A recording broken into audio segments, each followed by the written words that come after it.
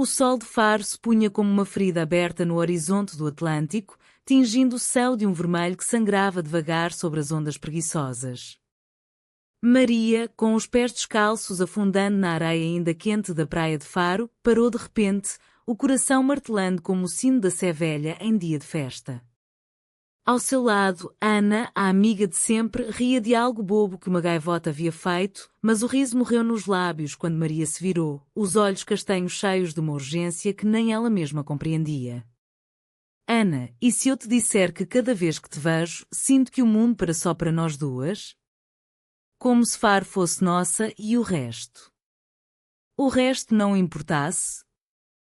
As palavras saíram como um sussurro rouco, carregado de sal e medo, e no instante em que Ana congelou, o mar pareceu rugir mais alto, engolindo o segredo que acabara de nascer entre elas. Era o verão de 2018, e Faro, essa joia escondida no Algarve, pulsava com a vida preguiçosa de quem sabe que o tempo é um luxo a ser saboreado devagar. As ruas empedradas do centro histórico ecoavam com o canto dos azulejos que decoravam as fachadas das casas brancas e o ar cheirava sardinha assada nas festas de São João, misturado ao perfume salgado das algas que o mar cuspia na costa. Maria e Ana haviam-se conhecido no Liceu de Faro, aos 15 anos, numa sala de aula abafada onde o professor de História discorria sobre os descobrimentos como se Vasco da Gama ainda pudesse surgir pela porta. Maria era a quieta, a que desenhava mapas imaginários nos cadernos, filha de um pescador que saía antes do amanhecer para o mar e voltava com redes cheias de memórias e peixes. Seu pai, João, era um homem de poucas palavras, mas com olhos que carregavam o peso de gerações de homens que desafiavam o oceano por amor à família. A mãe, Isabel, tecia rendas à luz de uma lâmpada fraca, sonhando com as histórias que lera em romances escondidos na gaveta da comoda. Ana, por outro lado, era o furacão da turma, cabelos pretos cacheados que dançavam como as oliveiras ao vento e um riso que preenchia os silêncios como o fado de Amália Rodrigues enche uma sala de lágrimas doces. Vinda de uma família de comerciantes no mercado municipal, onde o pai vendia figos secos e o azeite que escorria das garrafas como ouro líquido, Ana cresceu entre o burburinho das barracas e as negociações acaloradas em dialeto algarvio. Seus avós haviam fugido da ditadura de Salazar nos anos 70, carregando no peito o orgulho de quem reconstrói uma vida do zero, e isso o tornava feroz, mas também vulnerável, como as falésias de Ponta da Piedade que o mar erode devagar. A amizade delas nasceu de um incidente banal. No recreio, Maria tropeçara na mochila de alguém e caíra de joelhos na poeira do pátio, os livros espalhados como folhas de outono. Ana, que passava por ali com um pão de milho na mão, estendera a dela sem hesitar. Levanta-te, rapariga, que o chão de Faro não é para princesas caírem sem coroa. Desde então, eram inseparáveis. Passavam as tardes explorando os arcos da porta de Faro, onde o sol filtrava através das treliças de pedra, pintando sombras que pareciam segredos sussurrados. Ou sentavam-se no jardim Manuel Bivar, sob as árvores de laranjeira que exalavam um perfume cítrico que as fazia sonhar com viagens para além do Tejo. Mas naquele pôr do sol na praia, algo mudara. O que daquela confissão pairava no ar como a névoa da manhã sobre a Ria Formosa.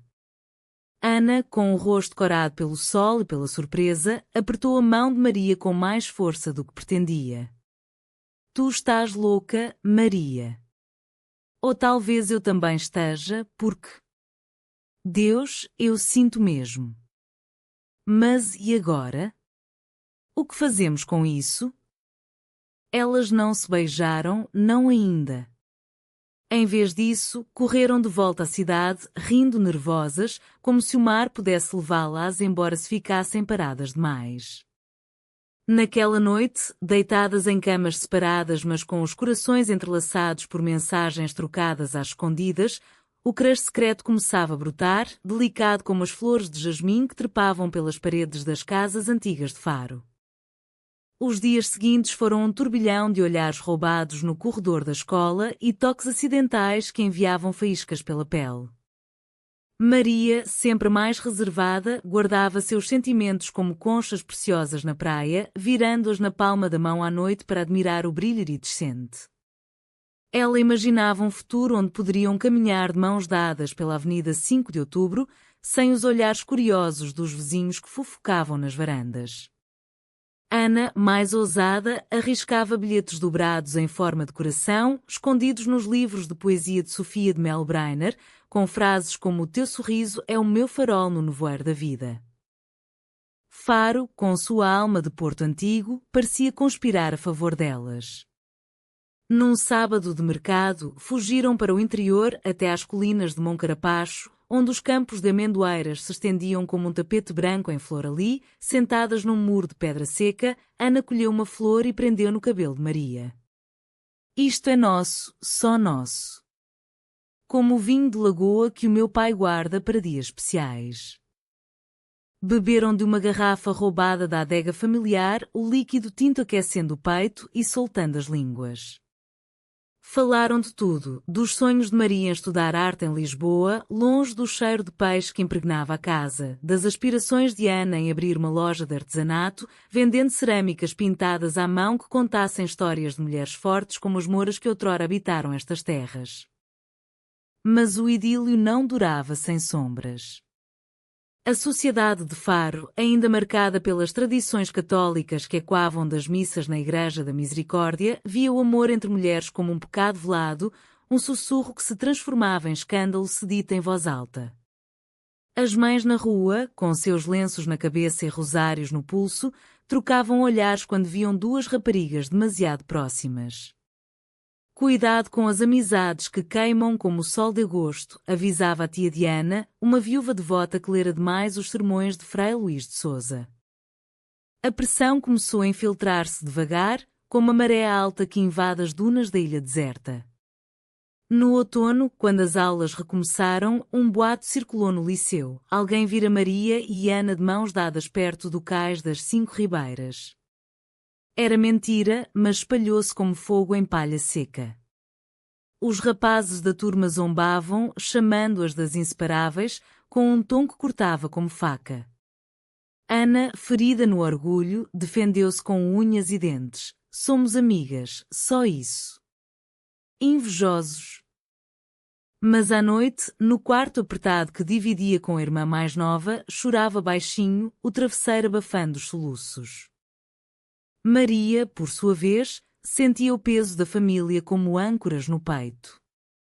O pai, João, com suas mãos calejadas pelo remo, esperava que ela se casasse com um bom rapaz do bairro, alguém que pudesse ajudá-lo na lota. O mar ensina que a vida é dura, filha. Escolhe bem para não afundar. A mãe, Isabel, mais sensível, notara a tristeza nos olhos da filha, mas atribuía-a aos humores da juventude. Ora, reza um terço à Nossa Senhora da Conceição. Ela acalma as tormentas do coração. Apesar disso, o amor delas crescia em segredo, nutrido por encontros furtivos. Numa noite de lua cheia, escaparam para o Cabo de São Vicente, o fim do mundo antigo, onde o Oceano Atlântico se chocava contra as falésias com fúria poética. Sentadas na borda do precipício, com o vento uvando como um fado esquecido, Ana finalmente se inclinou e roçou os lábios nos de Maria. Foi um beijo tímido, salgado de lágrimas e mar, mas cheio de promessas. Eu te protejo, Maria. Contra tudo. E Maria, tremendo, respondeu, e eu a ti, Ana. Somos como as ondas, juntas, invencíveis. O inverno chegou a Faro como um manto cinzento, transformando as praias em faixas solitárias onde o vento do norte varria as areias como memórias indesejadas. As festas de Natal enchiam as ruas de luzes piscantes e o aroma de rabanadas fritas no azeite, mas para Maria e Ana, o calor estava apenas nos olhares trocados por cima das cabeças das famílias reunidas na Sé.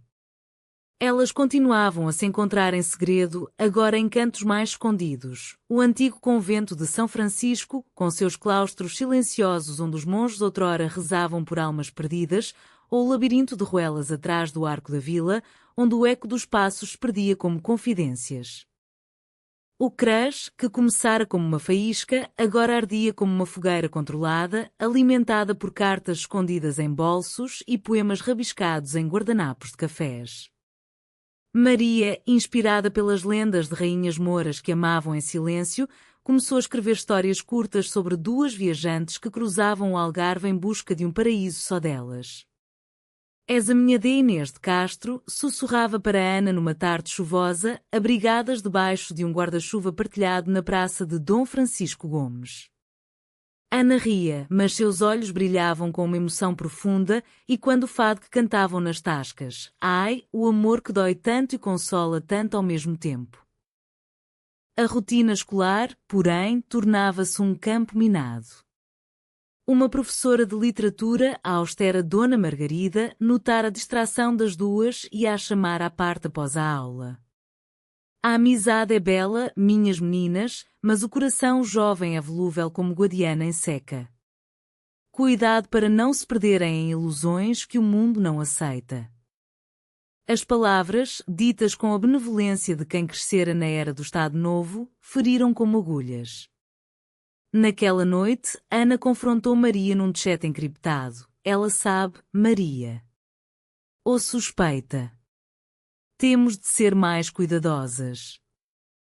Mas o cuidado só aumentava o desejo, transformando toques casuais em eletricidade.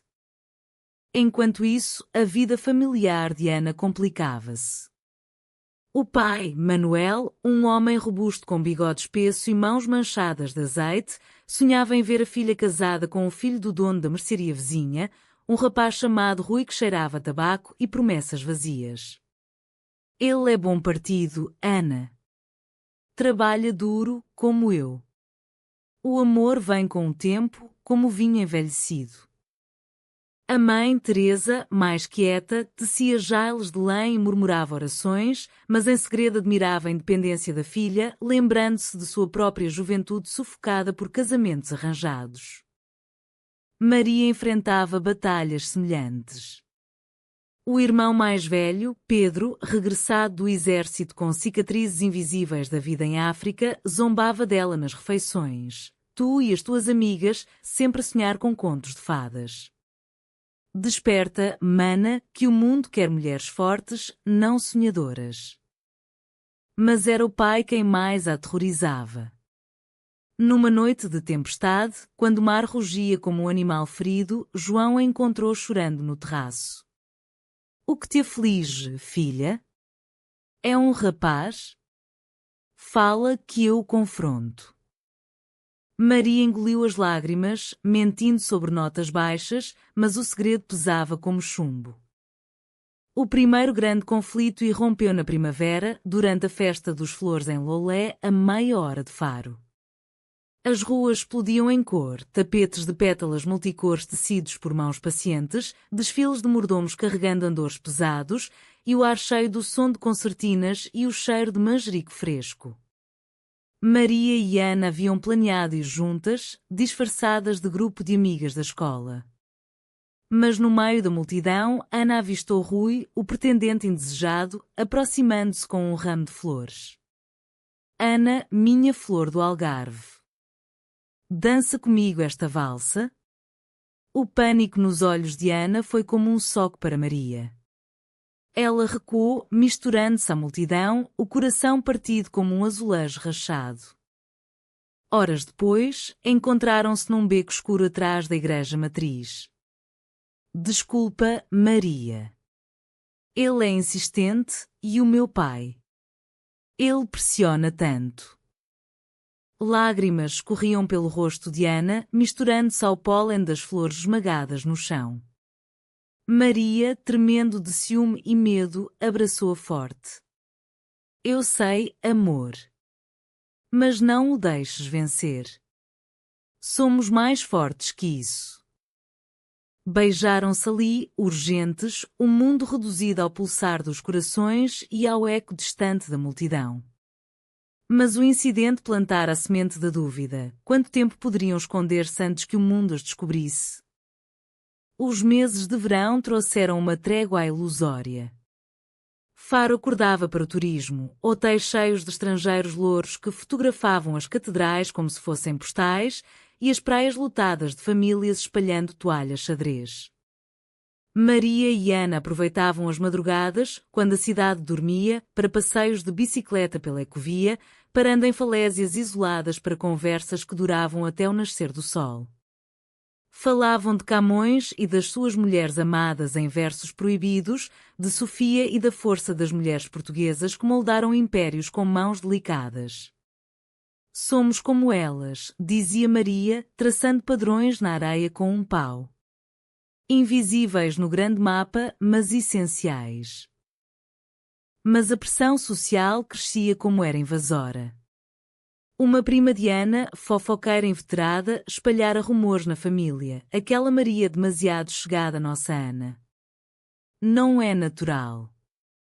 Manuel, o pai, confrontou a filha numa ceia de domingo, o vinho tinto manchando os dentes enquanto ele gesticulava.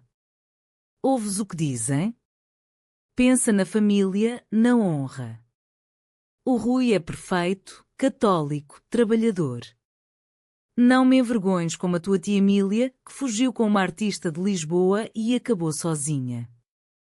Ana, com o estômago revirado, prometeu pensar, mas naquela noite, correu para os braços de Maria num parque escondido. Eles querem me moldar como barro, mas eu sou fogo, Maria. Fogo por ti. O clímax da tensão veio em setembro, com o regresso às aulas. Um grupo de rapazes, embriagados pelo vinho da vindima, encurralara Maria no pátio após o toque de saída. Então, a lesbiana da turma? Mostra-nos o que fazes com a tua amiga. As palavras eram cuspos venenosos e quando os preconceitos que fermentavam nas tabernas onde homens contavam histórias de mulheres que traem a natureza. Maria fugiu, o rosto em chamas, e encontrou Ana à espera no portão. Eles sabem, soluçou. Ana, furiosa, quis confrontá-los, mas Maria deteve-a. Não. Isso só piora. Temos de fingir, pelo menos por agora. A ruptura começou assim, devagar, como uma fissura numa parede de cal. Ana, pressionada pelo pai que ameaçava cortá-la da herança familiar, começou a distanciar-se. Mensagens não respondidas, olhares evitados no corredor. Maria, devastada, passeava sozinha pela Ria Formosa, observando as garças que voavam em pares perfeitos, questionando se o amor delas era só uma ilusão tecida de sol e mar. Porquê, Ana? Porquê nos abandonar? Escreveu numa carta que nunca enviou, as palavras borradas por lágrimas. O outono de 2019 caiu sobre Faro como uma cortina pesada de folhas secas, e com ele veio a dor que corrói devagar, como o sal do mar na madeira envelhecida dos barcos na doca. Maria acordava com o peito apertado, o sonho de Ana escapando como areia entre os dedos. As ruas da cidade, outrora cheias de promessas, agora pareciam armadilhas. Cada esquina lembrava um beijo roubado, cada onda na praia ecoava uma confissão sussurrada. Ela mergulhava nos estudos, desenhando furiosamente nos ateliês da escola de arte local, retratando Ana como uma deusa moura com olhos de azeitona e cabelos de tempestade. Ana, por sua vez, afundava-se na obediência forçada. O pai, Manuel, havia arranjado encontros com Rui e as noites de domingo transformavam-se em interrogatórios disfarçados de ceias. Vês como ele te trata bem? Um homem de verdade, não essas fantasias de raparigas. Ana sorria falsamente, mastigando o bacalhau à brás como se fosse cinzas, mas à noite, no quarto, abria o diário escondido e escrevia poemas de saudade, inspirados nos versos de Forbela Espanca. Sou uma alma sedenta de ser amada, e tu, Maria, és o oceano que me nega. A culpa a consumia, a traição não era só o amor delas, mas a si mesma, a essência algarvia de liberdade que corria em suas veias como o vinho das vinhas de Porches. A família de Ana, enraizada nas tradições do Sul, via o casamento como o alicerce da sociedade. A avó, uma senhora de 80 anos com um rosário por lado e histórias de fome nos anos da Guerra Civil Espanhola, repetia: "O amor é dever, minha neta. Não capricho. Olha para mim, casei sem paixão, mas criei uma família que resiste como as falésias." Essas palavras, ditas com a sabedoria de quem sobrevivera a ditaduras e secas, pesavam em Ana como correntes. Ela começou a frequentar a missa diária na Capela dos Ossos, não por fé renovada, mas para espiar o pecado que sentia pulsar no peito. Maria, isolada, buscava refúgio na cultura que as unira. Inscreveu-se num grupo de fado amador na Associação Cultural de Faro, onde vozes roucas cantavam de amores perdidos e mares traiçoeiros. "Grite-me, mar, que eu já sou naufrágio", entoava ela, a guitarra chorando em uníssono. Foi ali que conheceu Laura, uma violinista de 25 anos vinda de Évora, com cicatrizes de um divórcio recente e olhos que entendiam o silêncio das mulheres. "O fado é para quem ama demais e perde", disse Laura após uma sessão, passando-lhe um copo de aguardente. Pela primeira vez em meses, Maria sentiu-se vista não como uma aberração, mas como uma alma em luto. O conflito escalou quando o boato ressurgiu, agora alimentado por inveja. Uma colega de turma, invejosa da beleza de Ana, espalhou na rede social do liceu uma foto antiga delas abraçadas na praia, com legenda maliciosa: "Amigas ou mais? Faro merece saber." O escândalo explodiu como uma tormenta. O diretor chamou-as à sala, o rosto severo sob o retrato de Camões. "Isto é inaceitável. Pensem na reputação da escola, das famílias." Ana, aterrorizada, negou tudo publicamente. "É só amizade de infância.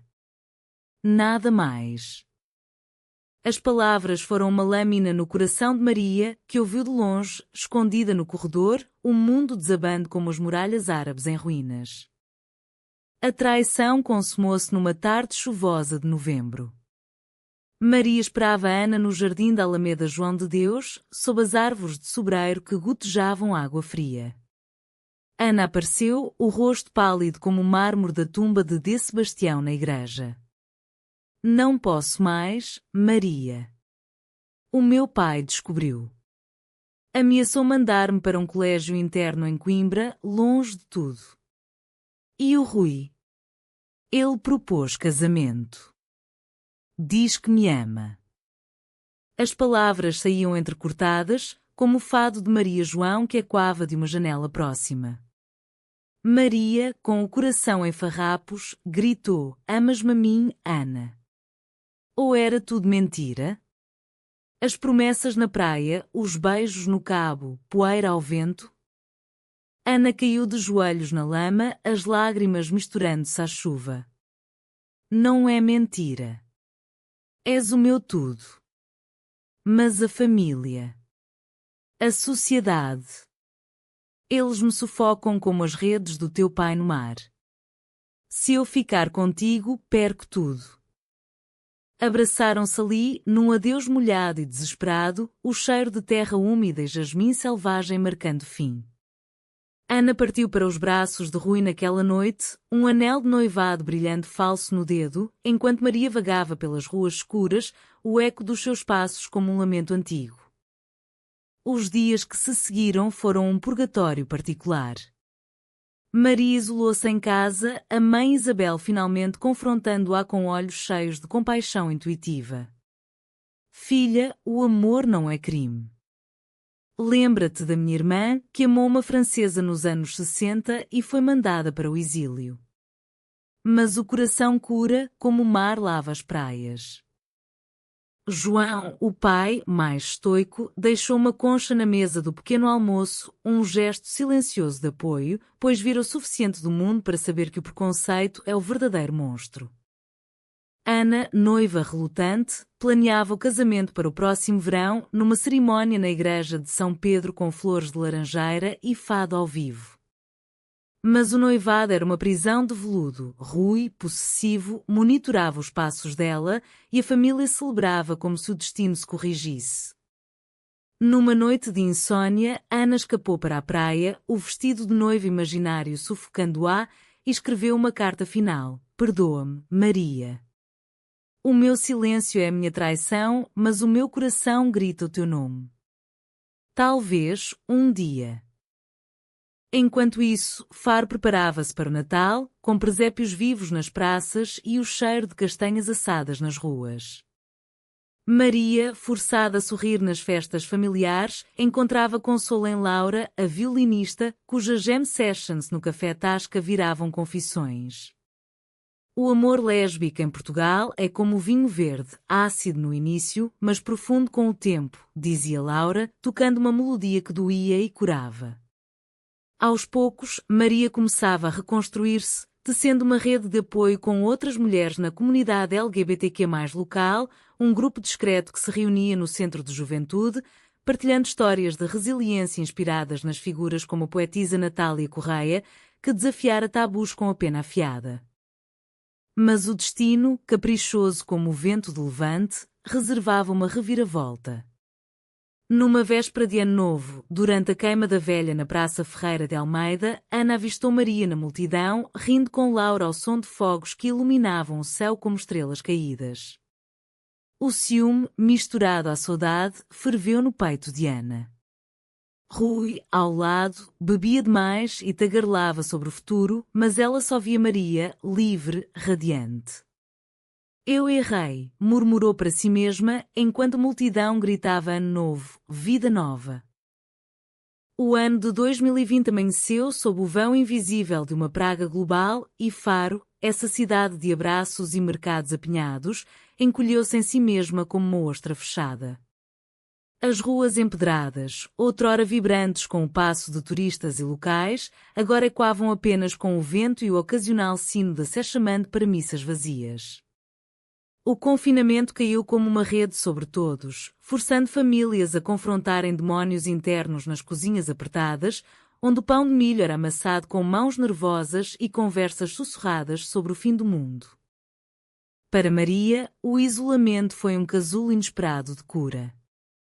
Presa em casa com os pais, ela dedicava os dias a pintar, telas vastas de azuis atlânticos e vermelhos depois do sol, retratando Ana não como uma perda, mas como uma musa eterna, flutuando sobre as falésias como um espírito de liberdade. O pai, João, que via os barcos parados no porto sem rede de pesca, encontrava tempo para conversas raras. Numa tarde de chuva fina, enquanto remendava uma rede velha no quintal, ele disse: "O mar ensina paciência, filha." Às vezes, solta o peixe para ele voltar maior. Era a sua maneira de dizer que entendia que o amor, como o oceano, não se prende. Isabel, a mãe, tecia agora máscaras de pano com padrões de azulejos portugueses e nas noites quietas contava histórias da avó, uma mulher que, nos anos da grande fome, amara em segredo uma vizinha para sobreviver à solidão. O amor das mulheres é como o fado, canta a dor, mas dança a alegria. Não o negues, Maria. É o que nos faz portuguesas. Essas palavras, tecidas com linhas de algodão e afeto, ajudaram Maria a erguer-se. Ela contactou Laura através de videochamadas e, juntas, virtualmente, compuseram canções que ecoavam as lutas das mulheres alentejanas, fortes e silenciadas. Ana, confinada na casa familiar, vivia um inferno particular. O casamento com Rui fora adiado indefinidamente pela pandemia, mas a pressão não cessava. Agora, em chamadas de Zoom familiares, a avó insistia: "Casa-te logo que possas, menina. O mundo acaba, mas a família perdura." Rui, trabalhando remotamente na mercearia do pai, tornava-se cada vez mais controlador, questionando cada mensagem no telemóvel dela. Quem é essa Laura que a Maria segue? Amigas dela, ou mais? Ana mentia, o estômago torcido, mas o noivado era uma coleira que se apertava. Numa noite, sozinha na cozinha, cortando cebolas para um cozido à portuguesa que ninguém comia com apetite, ela desabafou num áudio para Maria, que nunca enviou: "Sinto-te em cada respiração. Perdoa a minha fraqueza. O amor vence, mas eu Eu falhei. O conflito interno de Ana culminou numa traição dupla, à família e a si mesma.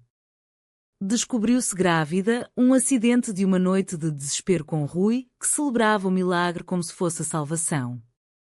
A notícia espalhou-se pela família como fogo de artifício, com a mãe Teresa chorando de alegria e o pai Manuel brindando com vinho de lagoa. Vês?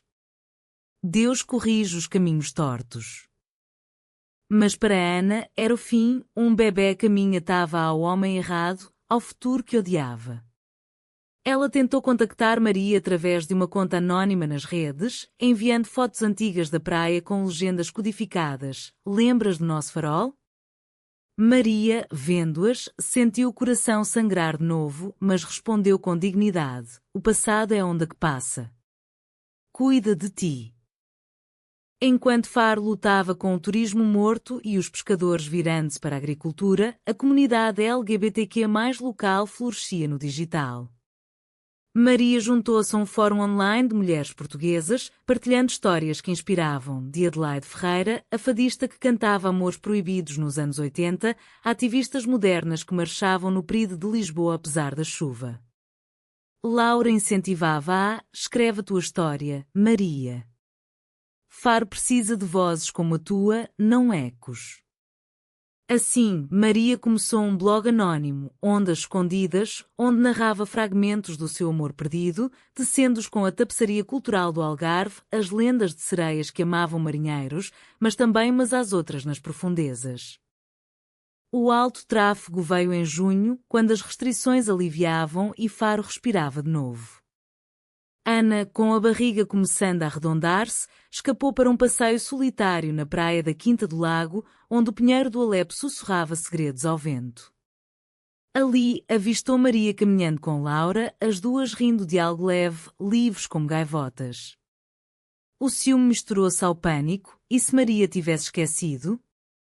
Correu atrás, chamando o nome com voz rouca: Maria. Espera. O reencontro foi como uma onda quebrando, abraços hesitantes, lágrimas salgadas e confissões derramadas na areia. Eu traí-te, amor. Casei-me com o medo, não com ele, soluçou Ana, a mão protetora na barriga. Maria, com o coração em guerra, recuou. E agora? Um filho muda tudo. Eu curei Ana. Com o tempo, com amigos que me veem como sou. Mas os olhos de Ana, cheios de desespero puro, ecoavam o fado de perda.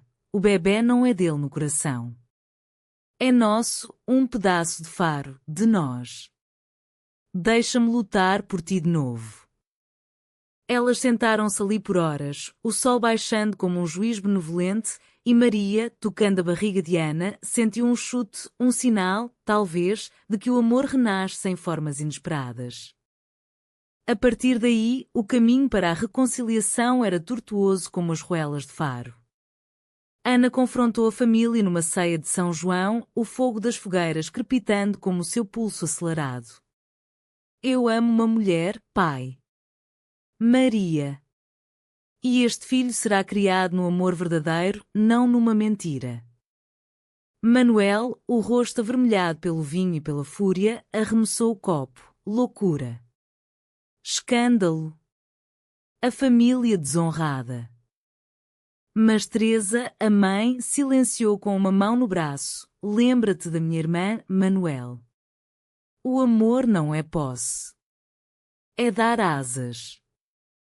A avó, surpreendentemente, assentiu. Eu vi amores assim na juventude. Sobrevivem como nós sobrevivemos a Salazar. Maria, por seu lado, ganhou aliados inesperados. O pai João, após uma longa caminhada na Ria Formosa, disse: leva-a contigo, filha. O mar não julga, porque havemos de julgar? Isabel organizou um jantar secreto, com pratos algarvios, cataplana de marisco fumegante e salada de laranja com coentros, onde as famílias se encontraram pela primeira vez, tensas como cordas de viola. Mas a sociedade de Faro não perdoava facilmente. Boatos corriam como peixes na lota, a noiva grávida fugiu para a rapariga da arte. Rui, humilhado, espalhava veneno nas tabernas, mas o confinamento havia mudado algo. As pessoas, isoladas, pensavam mais em empatia do que em julgamento. O grupo de Maria no blog ganhou seguidores, transformando histórias pessoais em um movimento local, com debates sobre o orgulho que era inspirados no de 1974, pós-Revolução dos Cravos. O verão de 2020, apesar da pandemia que ainda pairava como uma nuvem distante, trouxe a Faro um renascimento tímido, com praias semivazias onde o mar lambia a areia com menos testemunhas. Maria e Ana, agora unidas numa frágil trégua, encontravam refúgio em recantos esquecidos, a reserva natural da Sapal de Castro Marim, com seus flamingos cor-de-rosa voando como sonhos realizados, ou as grutas de Benagil, acessíveis por barca alugada em segredo, onde a luz filtrava através das abóbadas rochosas como bênçãos divinas. Ali, de mãos dadas na proa, Ana confessava as noites de terror. Sonhava que te perdia para sempre, Maria. Que o bebé nascia num mundo sem o teu toque. Maria, com a maturidade forjada na dor, respondia com gestos, tecendo um cobertor de lã para o futuro filho, bordado com motivos de ondas e estrelas, inspirado nas mantas de estremoz que a mãe lhe ensinara a fazer. Este é o nosso escudo, Ana. Contra o mundo. O amor delas, agora mais profundo, era tecelagem de perdão e resiliência, e quando as mulheres portuguesas que, através de séculos, sustentaram famílias com mãos calejadas e corações indomáveis, das lavradeiras do Minho às pescadeiras do Algarve que vendiam o peixe com orgulho feroz. A gravidez de Ana avançava, trazendo uma ternura nova. Elas liam livros sobre maternidade que era em Lisboa, pedidas online, e sonhavam com um futuro onde o filho cresceria ouvindo histórias de heróis como Vasco da Gama, mas também de amantes como elas. Ele ou ela será como o Tejo, fluindo livre, misturando águas doces e salgadas, dizia Maria, beijando a barriga arredondada numa tarde de brisa morna na praia da Fuseta. Ana, livre do peso de Rui, que, após uma confrontação amarga, aceitara o divórcio com relutância, murmurando algo sobre o destino de Deus, começava a florescer novamente, o rosto iluminado como os campos de girassóis em crença. Mas o conflito não terminava.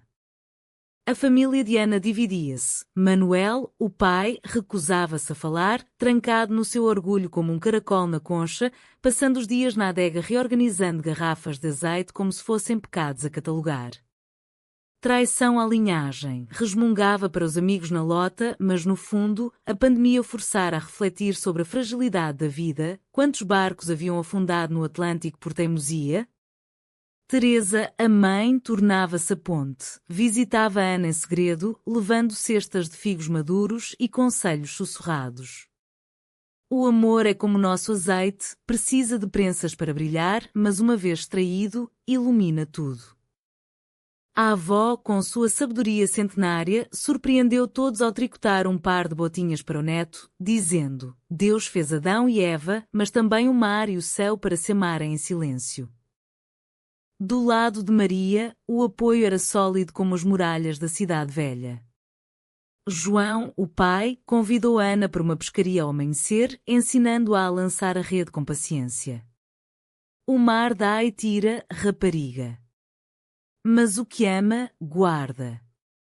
Isabel adotou Ana como filha, cozinhando pratos reconfortantes, sopa de cação com coentros frescos e pastéis de nata caseiros, e partilhando lendas locais de amores que transcendiam convenções, como a de uma freira do século XVII que escapara do convento por uma paixão feminina, tornando-se lenda nas noites de contos à beira-fogo. A sociedade de Faro, porém, testava a resiliência delas. Durante o Festival de Músicas do Mundo, cancelado mas substituído por concertos virtuais, o blog de Maria ganhou atenção local. Um jornalista do Sul Informação contactou-a para uma entrevista anónima e o artigo Amores Escondidos no Algarve, Vozes que era em tempos de crise, espalhou-se como ondas.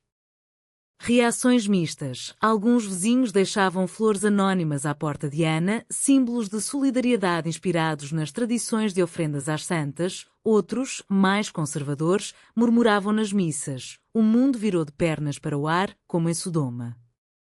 Rui, amargurado, tentou uma última cartada, aparecendo embriagada à casa de Ana com ameaças veladas. O filho é meu. Não te deixes fugir com essa aberração. O confronto foi o ápice do drama. Numa noite de lua minguante, Rui invadiu o quintal da casa de Maria, gritando obscenidades que ecoavam pelas ruelas adormecidas. Ela é minha. Grávida de mim. Maria, com o coração acelerado, enfrentou à porta, a voz firme como o aço de uma espada quinhentista. O amor não se possui, Rui. É livre, como o vento que leva os teus barcos para longe. Ana, alertada por um telefonema, chegou correndo, a barriga proeminente como um escudo. Acaba com isto, Rui.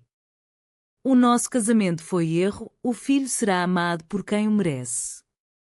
A polícia, chamada pelos vizinhos, levou-o embora, mas o incidente abalou a comunidade, forçando conversas difíceis nas tascas e assembleias de bairro.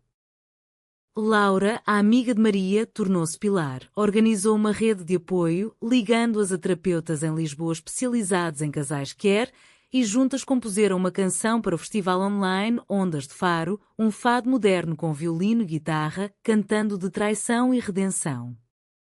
A música viralizou nas redes portuguesas, tocando corações de Évora a Porto, lembrando que Portugal, terra de saudosismo, também era de esperança. Enquanto o ventre de Ana crescia, as duas mulheres teciam planos práticos. Maria alugava um estúdio pequeno no bairro Alto de Faro, decorado com azulejos recuperados e plantas de alecrim para afastar invejas. Ana matriculava-se num curso de artesanato online, sonhando em criar joias inspiradas nas conchas da ria, símbolos de proteção mútua. Tu me salvaste, Maria. Com o teu perdão, que é maior que o meu erro. O nascimento aproximava-se, e com ele, a promessa de um novo começo. Numa ecografia, viram um perfil do bebê, uma menina, com o coração batendo forte como de uma fadista. Chamá-la-emos Sofia, como a poetisa, decidiu Maria, beijando a testa de Ana. Pela sabedoria que nos guia. O outono de 2020 deu lugar a um inverno manso em Faro, onde o sol ainda beijava as praias com timidez e o ar cheirava lareiras acesas e vindimas tardias. Sofia nasceu numa madrugada de dezembro, ao som distante das ondas e do sino da sé marcando a hora como um batismo celestial. O parto, numa maternidade discreta em Portimão para evitar olhares, foi um ritual de dor e milagre. Ana gritava não só pela contração, mas pela libertação final de correntes invisíveis, enquanto Maria segurava sua mão, sussurrando versos de Fernando Pessoa adaptados. Sofro, logo existo, mas contigo renasço. A menina chegou ao mundo com um choro vigoroso, olhos escuros como o azeite de alentejo e uma penugem negra que prometia cachos como os de Ana. As enfermeiras, acostumadas aos mistérios da vida, sorriram ao ver as duas mulheres unidas, uma delas com aliança improvisada de concha no dedo. Bem-vindas à família, disse a parteira, uma senhora de olhão com mãos experientes em partos de pescadores. De volta a Faro, o trio instalou-se no estúdio modesto, onde o berço de Vim balançava ao ritmo de canções de embalar algarvias. Dorme, minha Sofia, que o mar te guarda. O amor de Maria e Ana, agora maduro como um medronho destilado em alambiques escondidos, manifestava-se em gestos cotidianos. Maria acordava cedo para preparar mingau de aveia com mel de rosmaninho, enquanto Ana amamentava Sofia ao som de fado suave no rádio, os seios cheios não só de leite, mas de uma ternura que curava feridas antigas. Elas caminhavam pela marginal ao entardecer, Sofia no carrinho decorado com fitas de São João, e as pessoas de Faro, que haviam testemunhado escândalos e silêncios, começavam a acenar com aprovação discreta. Boa sorte às mães, murmurava um vendedor de castanhas, e quando uma mudança sutil na alma conservadora do Sul. A reconciliação familiar foi um processo lento, como cozinhar de um ensopado de borrego que precisa de horas no fogo baixo. Manuel, o pai de Ana, apareceu um dia à porta com uma caixa de figos secos e olhos baixos. Eu errei, filha. O orgulho é como sal, bom em doses, mas mata sem excesso. Abraçou Sofia pela primeira vez, as mãos calejadas tremendo, e prometeu ajudar na loja de artesanato que Ana planeava abrir no mercado de Faro. Teresa, radiante, organizava piqueniques na ria, onde contava histórias de mulheres que, como rainhas de antanho, governavam reinos com sabedoria maternal. João e Isabel, de Maria, adotaram o papel de avós com fervor. João construía brinquedos de madeira à imagem de barcos minhotes e Isabel ensinava Ana a tecer redes de proteção, metaforicamente, claro, contra as tormentas da vida. Somos uma família tecida de fios diferentes, mas forte como uma ponte de pega, dizia Isabel, enquanto as duas mulheres riam, Sofia gorgolejando no colo. A sociedade, marcada pela pandemia que unira estranhos em aplausos noturnos às janelas, provava-se mais humana. O blog de Maria evoluiu para um podcast, Vozes do Mar Escondido, com episódios gravados na praia, onde mulheres quer de todo Portugal partilhavam testemunhos. De uma ativista em Setúbal que lutara pela lei do casamento igual em 2010, a uma jovem de Coimbra que saía do armário via Zoom. A música de Maria Laura tocava nas rádios locais e durante o período virtual de Faro, Sofia, com 3 meses, tornou-se símbolo involuntário, fotografada com um arco-íris de tecido no carrinho. Nem tudo era idílio. Sombras persistiam, olhares enviesados na lota, onde pescadores resmungavam sobre tempos modernos ou cartas anónimas para Ana e quando preconceitos velhos como a Inquisição. Rui, agora em Tavira, enviava mensagens esporádicas pedindo visitas ao filho dele, mas um acordo legal, mediado por advogados solidários, definira a paternidade compartilhada sem drama. Ele que aprende a amar à distância, como o mar ama a lua, comentava Maria, com uma pitada de amargura que o tempo diluía. O clímax emocional veio na festa da Ria Formosa, em maio de 2021, quando Faro celebrava a natureza com barcos enfeitados e danças folclóricas. Maria e Ana, de mãos dadas abertamente pela primeira vez, empurravam Sofia num desfile improvisado, vestidas com saias de chita colorida e blusas bordadas à mão. A multidão aplaudiu, não por espetáculo, mas por reconhecimento. O amor delas havia humanizado o preconceito, mostrando que a verdadeira traição era negar o coração. Manuel, ao lado, ergueu um brinde com vinho local, às minhas filhas, todas elas fortes como o Algarve.